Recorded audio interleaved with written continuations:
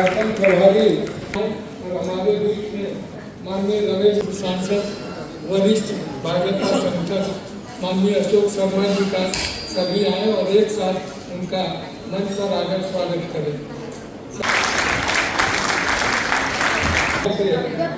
आग्रह करूँगा एक साथ आ जाए और सभी लोग पुष्प में हाथ लगाएं। बीएससी बीकॉम के साथ 8 विषयों मनोविज्ञान करनी होती है।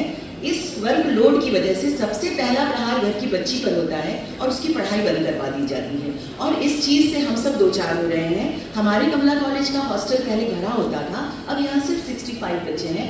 आना होगा, ये हम दान देकर उन पर एहसान नहीं कर रहे हैं, बल्कि हम अपने समाज को ये सुदृढ़ करने का काम कर रहे हैं। तो अगर आप एक लड़की को ग्रेजुएट बनाना चाहते हैं तो 1 लाख की राशि देकर बच्ची को गोद ले सकते हैं, ताकि वो 3 सालों तक अपना ग्रेजुएशन पूरा होने तक एक सपोर्ट सिस्टम में पहले उसे किसी तरह का ऑड सिचुएशन फील ना करना पड़े। इस 22 नवंबर 2025 को कैंपस कॉलेज उसमें से ये एबीवीपी के छात्र लोग हैं